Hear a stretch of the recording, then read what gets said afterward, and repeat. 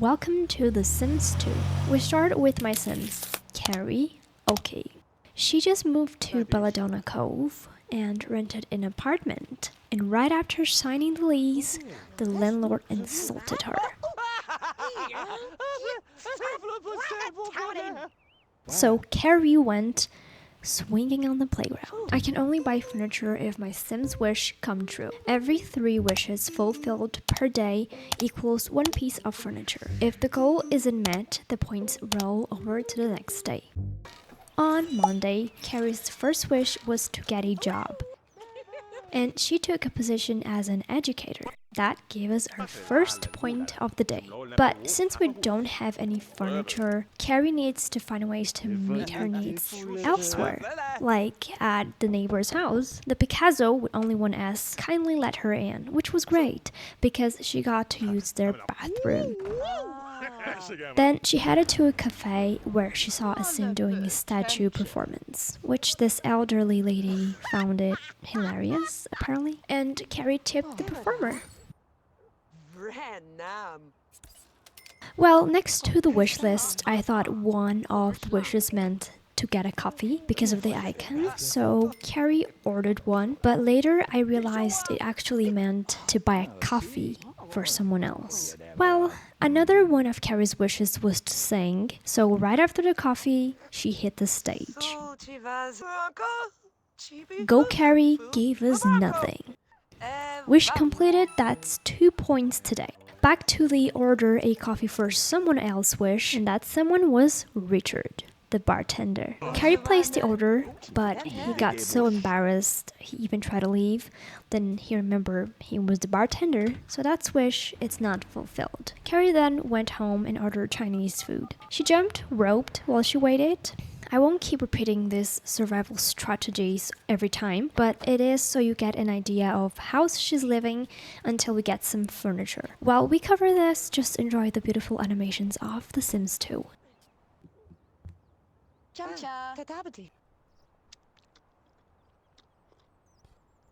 Before the day ended, Carrie tried to call a sim for a date as one of her wishes. The worst she could get was a no. Well, he said, "My psychic advisor has forbidden me from leaving the house today. I'm afraid I must comply." Anyway, suddenly she started stinking real bad that even the neighbor couldn't hide his disgust for her. I had her wash her up in the sink over and over because I figured it might help, and it kinda did. She tried to sleep on the couch, but it wasn't accessible.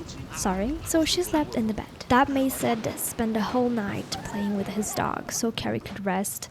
What a great neighbor. Tuesday. Since Sid didn't complain about her crashing in his bed, Carrie went ahead and showered and ate too because I wanted to see if he was going to complain. But he didn't. Satisfied, she headed to her first day of work, where she got this pop-up. It's a rather uneventful day on the playground for Carrie, when suddenly the unmistakable scent of trouble makes its presence known. The big kids enter the playground just after their lunch with a sweet tooth for bullying. Carrie knows the younger kids don't stand a chance, as there aren't enough slides and tunnels in which to hide. She must act quickly with the tools at her disposal. Should Carrie offer the big kids a delicious tray of fresh orange wedges to distract them from the younger kids, or should she stand up to them with detention slips at the ready? So I chose the option to threaten the bullies with detention because this is the right thing to do. But they fired her, so I guess it wasn't the right thing to do. That left Carrie really sad for the rest of the day. And to make things worse, her needs were tanking. She wasn't happy, and I also think she was mad at me. She needed fun, so she jumped rope, which ended up fulfilling a wish to gain a skill point.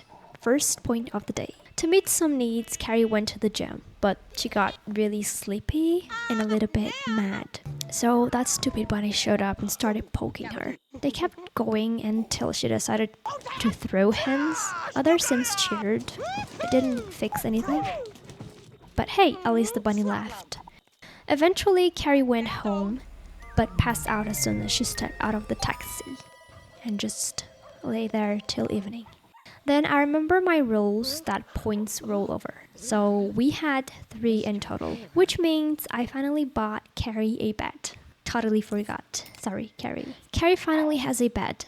She can now enjoy a proper night's sleep. And since we're celebrating little victories, this is Bree, our sim. She's going to grow along with this channel. Every new subscriber milestone unlocks another furniture item.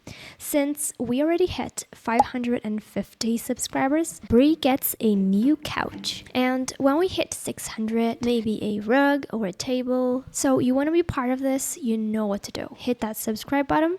And now, back to the suffering. It's Wednesday, my dudes. Carrie cooked a full meal. The smell was so good that even Sid was impressed. I think he got a little excited about her audacity to use his stuff, so he went on to admire her. But she didn't seem into him. One of her wishes was to gain another skill point, so I had her try reading a book for it, but she wasn't into it. Instead, she jump roped and happened to level up, which worked, and that's 1 point for the day. I took Carrie to the gym to socialize, as she clearly needed. Carrie tried to talk to Timothy, but he was about to leave when suddenly they just stood like that. Okay. Then he made a gesture for her and just walked off. Well, Carrie also tried chatting with Vivian, but no one seemed to be in the mood today for chatting. Then I spotted a witch/fairy at the entrance. Carrie talked to her for a bit until the night fell, and when she was calling a taxi, the witch started to cast a spell, and this yellow glow appeared all around. It was magical and absolutely not normal, but Carrie couldn't care less. Thursday morning, Carrie headed straight to the gym to shower and do poo-poo. While she was wrapping up, this sim caught my eye, a charlatan. A very weird sim. Carrie was trying to talk to Carlos, but nothing was happening until I realized he was already in an action with the charlatan guy. Their conversation got intense, and then right in front of Carrie, the guy stole Carlos' wallet, but guess who couldn't care less? To change a little bit, Carrie went to the arcade, still in her bikinis because previously she jumped in the pool at the gym and didn't bother changing. And no one seemed to care, except this guy, I guess. Carrie started to play pool, and I invited a bartender to join, and so he did. Ladies and gentlemen, feast your eyes on this masterpiece. The entire game of pool has start to finish animation. I'll let you enjoy it. Great. Yamna. Oh, fuff.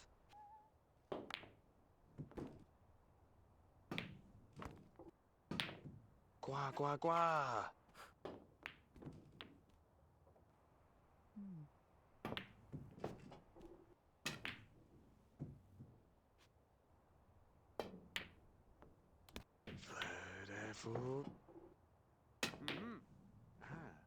Se faltó la pasada. And right here at the end, notice that the bartender points to this pocket and nails it. Absolute cinema.